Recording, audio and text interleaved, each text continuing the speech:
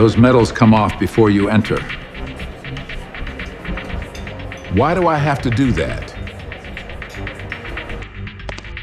Does that rule apply to him too? His situation is different. These were awarded to me by the United States Army. If you want to enter tonight, take them off.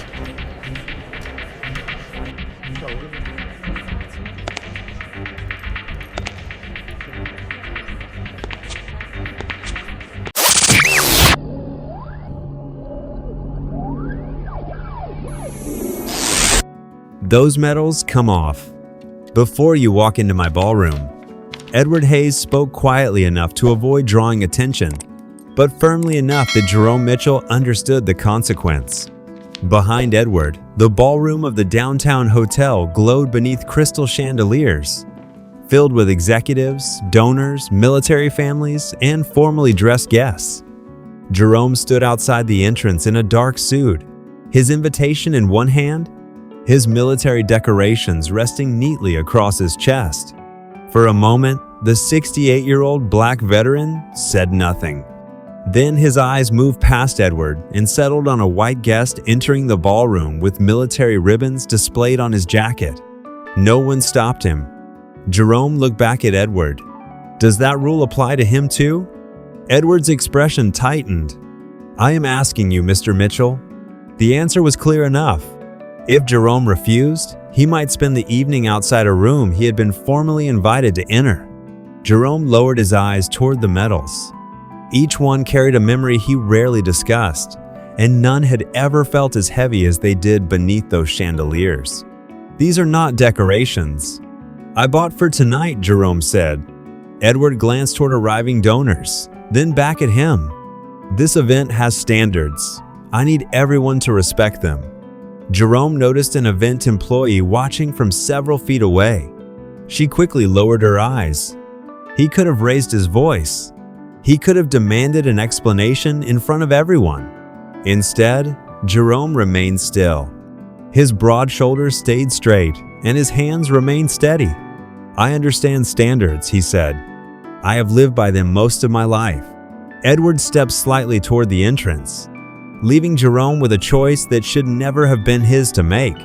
Beyond him, the ballroom doors remained open. Inside, a large stage waited beneath banners honoring service, sacrifice, and leadership. Jerome looked at those words, then at the medals Edward wanted removed. What Edward did not know was that Jerome had not come there seeking attention. He had come because someone inside that ballroom had specifically asked for him. 5 hours earlier, Jerome Mitchell stood before the bedroom mirror in his modest brick home, fastening the final button of a crisp white dress shirt. At 68, he moved more slowly than he once had, but nothing about him seemed uncertain. His dark suit had been pressed the night before. His shoes carried a careful shine. On the dresser rested a small wooden box. He had not opened in nearly 3 years. Jerome placed both hands on its edges before lifting the lid. Inside, several military medals rested against faded blue fabric. He did not see metal. When he looked at them, he remembered names. He remembered young men sharing bad coffee before sunrise, letters folded into uniform pockets, and promises to families that could never be completely fulfilled. Jerome picked up the first medal and secured it carefully to his jacket. Then another. His fingers paused over the last one. Beside the box stood an old photograph of Jerome with members of his army unit. Their uniforms belonged to another lifetime, but the friendships in that photograph had never become old to him. His phone sounded from the dresser. A message reminded him that the Veterans Benefit Gala would begin at 7 that evening. Jerome checked the printed invitation again. He had received it personally, followed by a telephone call asking him to attend. The event would raise money for housing assistance, employment programs, and counseling services for veterans and their families. That mattered more to Jerome than the chandeliers, expensive tables, or important names on the guest list. Before leaving, he carried a small bag of groceries across the driveway. To Mrs. Campbell, his 81-year-old neighbor, she noticed the medals immediately. "You look important tonight," she said with a smile. Jerome shook his head. "The cause is important." She studied him for another second. "You earned those." Jerome glanced down at his chest. "A lot of people earned more and never got to wear theirs home." The words came softly. He wished her a good evening, returned to his car, and placed the invitation on the passenger seat. During the drive downtown, Jerome thought about the reason he had agreed to attend. He had declined public recognition before. He disliked speeches about heroism when so much service had been ordinary people doing difficult things because someone beside them needed help. Tonight was different. Someone connected to his old unit had specifically requested his presence, and Jerome had been told there would be a remembrance during the program. That was enough. He parked several blocks from the hotel and walked the remaining distance beneath the evening lights. Through the glass entrance, he could already see guests gathering in formal clothes. Jerome adjusted his jacket once, not from vanity, but respect. Then he touched the edge of the invitation in his pocket and entered the hotel, unaware that before he reached his seat, another man would decide what those medals meant simply by looking at the person wearing them. Across town, Edward Hayes had been inside the hotel ballroom since early afternoon, moving from table to table with the controlled focus of a man accustomed to having details obey him. At 61, Edward had built his reputation by turning ambitious real estate projects into profitable landmarks, and tonight's Veterans Benefit Gala carried his company's name beside several major sponsors. He checked the seating chart, questioned the placement of 2 donor tables, and asked an event coordinator to move a floral arrangement 3 inches away from the stage stairs. Nothing about his manners seemed chaotic. Edward simply believed successful evenings were created by removing uncertainty before guests ever noticed it. "Press arrives at 6:40, his assistant said, holding a tablet beside him. Edward glanced toward the ballroom entrance. "Keep that area clear. No delays, no confusion." The assistant nodded, then mentioned that one veteran honoree had been given separate arrival instructions because his invitation had come through the Remembrance Committee. Edward barely looked up. "Fine, just keep the entrance moving." A few minutes later, an older white guest entered early, wearing a formal jacket with military ribbons displayed above his pocket. Edward crossed the room, shook his hand warmly, and thanked him for supporting the event. The ribbons never became a question. By 6:30, the ballroom had transformed into the polished evening Edward wanted. Crystal glasses caught the chandelier light. White tablecloths fell evenly toward the carpet. On stage, large banners carried words about service, sacrifice, and leadership. Edward stood near the entrance and watched the first wave of donors arrive. He knew many by name. Others he recognized by company, foundation, or family. His attention moved quickly, sorting people almost without effort. Important donor, board member, veteran representative, hotel staff, charity volunteer. It was a habit that had served him well in business, because Edward believed knowing where everyone belonged kept a room under control. Then he noticed a tall, older black man. He did not remember seeing his face. Among the board members, instead of checking the Remembrance Committee notes, Edward made a faster judgment. He stepped away from the ballroom doors before the man could reach them. Behind him, another formally dressed guest entered, wearing military ribbons without interruption. Edward never turned around. His eyes remained on Jerome as he approached, invitation already in hand. In Edward's mind, he was protecting the tone of an important evening. He had not yet considered that the standard he was about to enforce had already changed depending on who was standing in front of him. Jerome stopped at the registration area and offered his invitation to the young event coordinator behind the table. She scanned the card, found his name, and smiled with immediate recognition. "Mr. Mitchell, welcome. We have been expecting you." Jerome thanked her. Before she could explain where he should go, Edward stepped beside the table. His attention moved from Jerome's face to the medals on his jacket. "Are you attending the dinner?" Edward asked. Jerome glanced at the invitation, still resting in the coordinator's hand. "That is why I am here." Edward gave a restrained nod, but his expression remained guarded. "Those decorations are going to be a problem." Jerome looked down at his medals, then back at Edward. "What problem?" Edward lowered his voice. "We are keeping the ballroom formal tonight. Clean presentation, nothing that looks like someone is trying to draw attention." The coordinator's smile disappeared.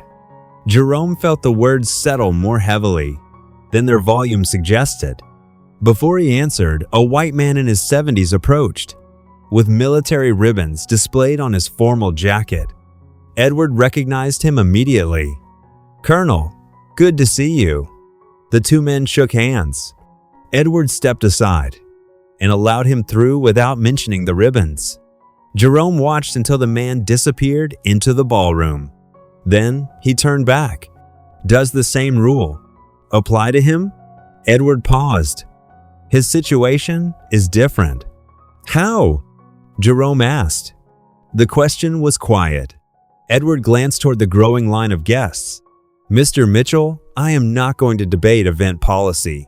At the entrance, Jerome could feel several people beginning to notice the exchange. He did not want a spectacle. He had spent too much of his life learning the difference between standing firm and simply becoming louder. "I am not asking for special treatment," Jerome said. "I am asking for the same treatment." Edward's jaw tightened. "You are welcome inside. I'm only asking you to remove the medals first." Jerome looked at the coordinator. She lowered her eyes toward the registration list, uncomfortable but silent. He looked through the open doors again. Beyond them were tables filled with donors, veterans, executives, and families. The stage banners honored service and sacrifice. Jerome almost smiled at the contradiction, but there was nothing funny about it. "These were awarded to me by the United States Army," he said. "I did not put them on tonight to impress anyone." Edward checked his watch. Then taking them off should not be difficult. That sentence changed something inside Jerome. Not his posture, not his voice, only his understanding of the man standing before him. Edward did not know what those medals represented. And worse, he had decided he did not need to know. Jerome reached slowly toward the first medal. His fingers stopped before touching it. "Before I remove anything," he said, meeting Edward's eyes, "I want to hear you say clearly that I cannot enter this ballroom wearing the honors I earned in service to this country." For the first time that evening, Edward looked past Jerome and noticed how many people were listening. Edward held Jerome's gaze for a moment, aware now that the registration coordinator, two arriving couples, and several guests near the ballroom doors could hear them. He could have stopped there. He could have checked the guest list, asked the coordinator why Jerome had been expected, or simply admitted that the rule he was enforcing had not been applied equally. Instead, Edward straightened his jacket and chose authority. "If you want to enter tonight, remove the medals." Jerome remained still. The words were no longer ambiguous. Behind Edward, the older white veteran continued through the ballroom, wearing his military ribbons. Jerome looked toward him once, then back at the man blocking his way. "You understand what you are asking me to remove?" Jerome said. Edward exhaled through his nose. "I understand that this is a formal event, and I am responsible for how it is presented." Jerome's eyes softened, but not from surrender. "So am I." Edward frowned. "Responsible for what?" Jerome touched the edge of the first medal. "For remembering what these mean." The noise around the entrance seemed to recede. Jerome carefully unfastened the medal and placed it in his left palm. Then he removed the second. He handled each one with the same patience he had shown at home, refusing to let Edward's impatience determine the meaning of the moment. He did not throw them into a pocket. He did not hand them over. He kept them visible in his open palm. When the final medal came free, The fabric over his chest looked strangely empty. The event coordinator stared at the registration list, as though she wished the page could undo what she had witnessed. Edward stepped aside. "Thank you." Jerome looked at him. "Do not thank me." His voice remained calm. "You did not ask me for a courtesy." Edward's face tightened. Jerome continued, before he could answer, "You made belonging here conditional." For the first time, Edward had no immediate response. Jerome walked past him and entered the ballroom. No one applauded. No one confronted Edward. The evening simply continued, which somehow made the humiliation feel heavier. Jerome passed tables covered in white linen and centerpieces arranged beneath warm chandelier light. He could feel the metals pressing against his palm. With every step, at the edge of the room, an usher checked his seating card and directed him toward a table several rows from the stage. Jerome sat down quietly. On stage, the master of ceremonies tested the microphone, while a large screen displayed photographs honoring generations of American veterans. Jerome placed his closed hand on the table. A woman seated nearby noticed the metal between his fingers, but said nothing. Then an older gentleman across the aisle looked toward Jerome's hand. His expression changed. He leaned forward, studying one particular metal. Then Jerome's face. "Excuse me," the man said softly. "Were you with the 24th? Jerome slowly raised his eyes. "Yes, sir." The older man's chair moved back. He stared at Jerome as recognition replaced uncertainty. "Jerome Mitchell?" Jerome gave a small nod. The man's face went still. Then he turned sharply toward the stage, where the master of ceremonies had just been handed a note about the evening's missing guest of honor. The older gentleman did not approach the stage immediately. He remained beside his chair, looking at Jerome, as though a door from another lifetime had opened without warning. Jerome could see the questions gathering in his face, but neither man rushed to fill the silence. Around them, servers moved between tables. Glasses touched softly against white linen. The master of ceremonies waited near the podium, while an event coordinator whispered urgently to someone behind the curtain. Jerome opened his hand. Beneath the edge of the table, the metals rested against his palm, warm now by his skin. He traced one ribbon lightly, with his thumb. A few minutes earlier, those metals had been treated, as though they threatened the dignity of the room. Now, sitting without them on his chest, Jerome felt no smaller. That surprised him. Edward had been able to change what Jerome wore, but he had not changed what Jerome carried. Across the ballroom, Edward stood near a group of donors. He was smiling politely, unaware that the older gentleman had left his seat, and was now speaking with the event coordinator near the stage. Jerome watched them exchange a few quiet words. The coordinator looked toward Jerome. Then she looked toward the entrance. Her face changed. When she saw Edward, Jerome lowered his eyes. He had not come for vindication. He had come because the Remembrance Committee had asked him to honor men whose names still lived clearly in his memory. One of those names belonged to a 22-year-old soldier who used to write letters home every Sunday. Another belonged to a father who carried photographs of two daughters inside his wallet. Jerome had spent decades refusing to let medals become more important than the people connected to them. That was why Edward's demand had hurt, in a way Jerome had not expected. It had reduced memory to appearance. The older gentleman returned and stopped beside Jerome's chair. "They have been looking for you," he said. Jerome glanced toward the stage. "I have been sitting here." The man gave a troubled nod. "I know that now." He noticed the medals again. "Why are those in your hand?" Jerome did not answer immediately. His gaze traveled across the room and found Edward. "I was told they were not appropriate for the ballroom." The older man's expression fell. He followed Jerome's eyes toward Edward, then looked back at the medals. "Who told you that?" Jerome closed his fingers gently around them. "That can wait." The older gentleman studied him. You have not changed much." Jerome allowed a faint smile. "My knees would disagree." The man almost laughed, but emotion caught the sound before it fully formed. Then the ballroom lights softened. Conversations faded. As guests turned toward the stage, the master of ceremonies stepped behind the microphone, holding a revised card in both hands. He looked down at it, then across the room until his eyes found Jerome. For several seconds, he said nothing. Edward noticed the silence and turned toward the stage. The master of ceremonies drew one careful breath. "Ladies and gentlemen," he began, "before we continue, there is someone in this room we need to recognize properly." Jerome looked at the medals in his hand. Around him, chairs became still. Then the master of ceremonies spoke the name Edward had never bothered to ask about: Sergeant First Class Jerome Mitchell. The name traveled through the ballroom, and Jerome felt every nearby face turn toward him. Edward Hayes stopped beside the donor table. The polite expression he had worn moments earlier disappeared. On stage, the master of ceremonies waited until the room became completely quiet. "Mr. Mitchell, would you please stand?" Jerome slowly rose. He kept the medals in his left hand.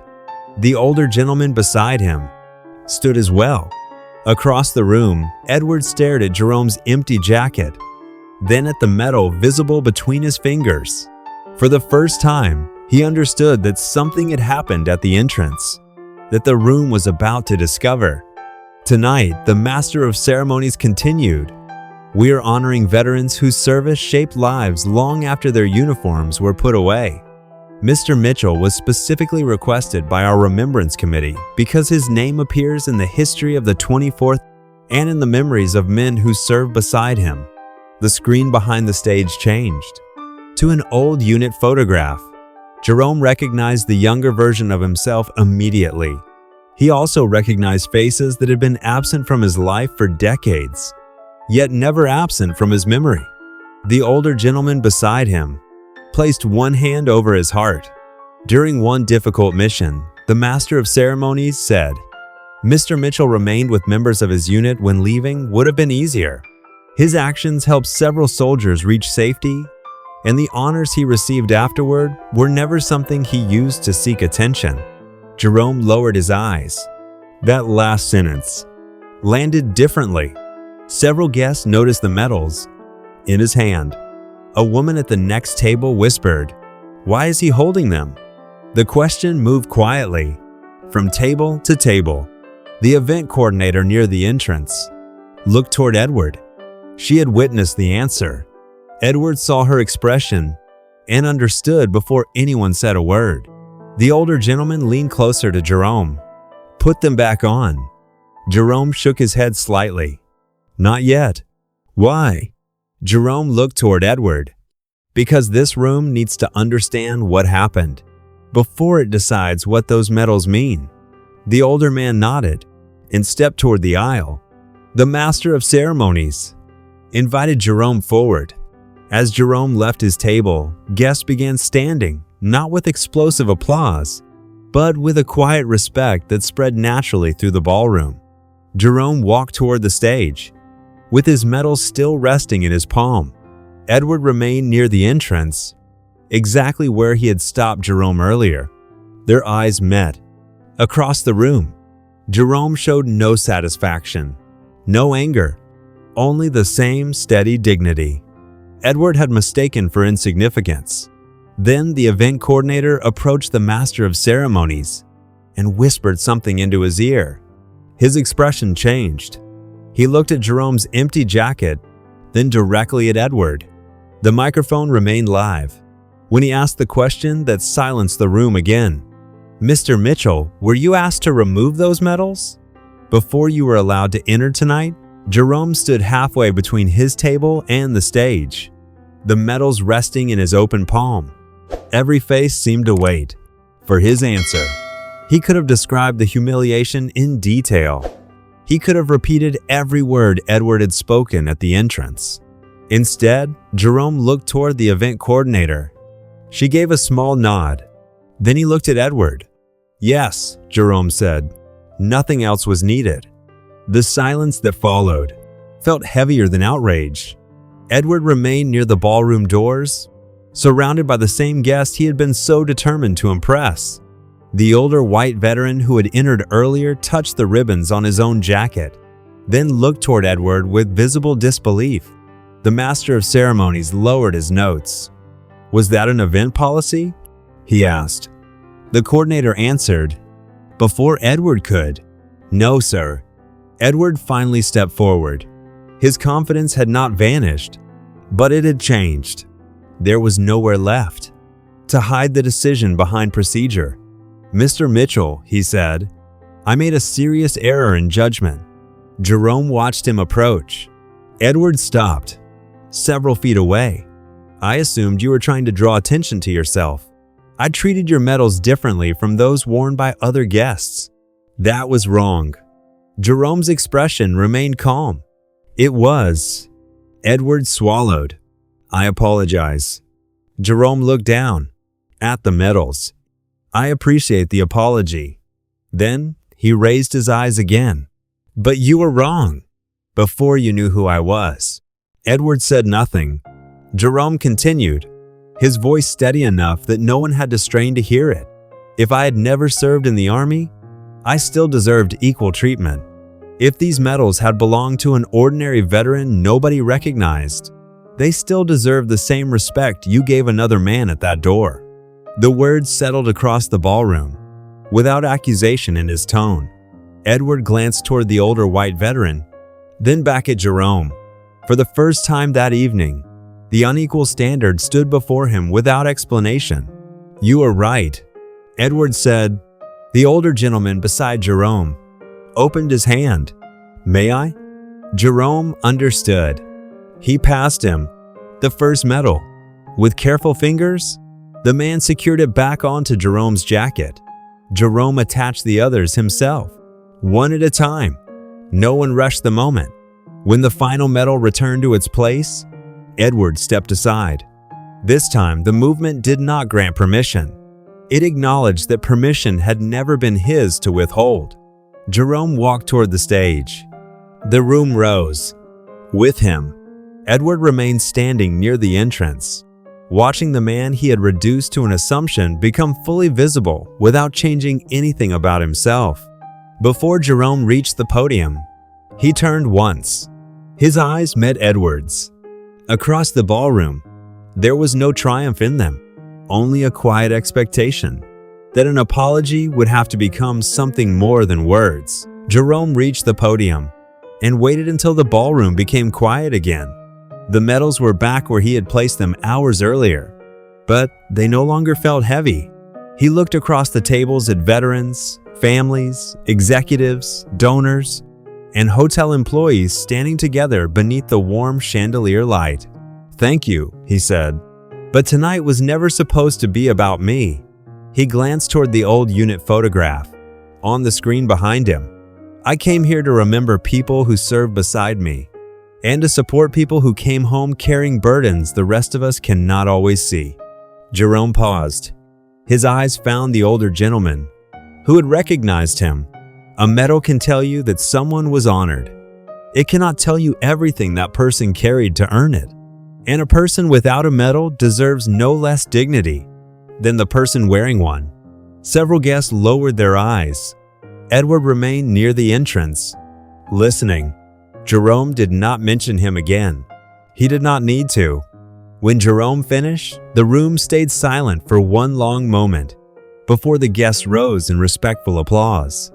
Later that evening, after the final remarks and donations had been announced, Edward found Jerome near the lobby. The ballroom doors stood open. Behind them, "Mr. Mitchell," Edward said, "I know an apology does not repair what happened." Jerome faced him. "No, it does not." Edward nodded. "Tomorrow, I am asking our board to review every guest access policy connected to company events. I am also documenting what happened tonight, including my decision. The staff member at registration should never have been placed in a position where my authority made her afraid to challenge something she knew was wrong. Jerome studied him carefully. "That is a beginning." Edward looked toward the medals. "I thought control meant protecting." "The standards of the room." Jerome answered quietly. "Standards tell you more about a room by who they exclude than by how polished everything looks." Edward absorbed the words without defending himself.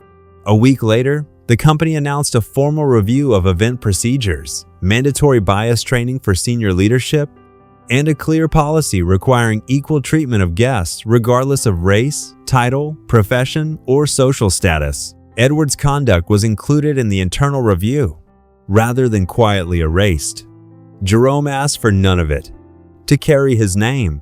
He returned to his ordinary routines, helping at the Veterans Center twice a week, and checking on Mrs. Campbell whenever her porch light stayed off too long. The medals returned to their wooden box. Months later, Jerome attended another veterans event in the same building.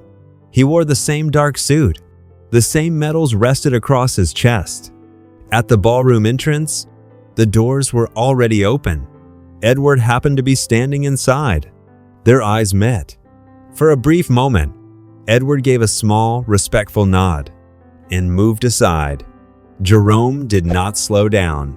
He crossed the threshold beneath the warm light, carrying nothing in his hands, because this time, no one had asked him to leave any part of his dignity at the door.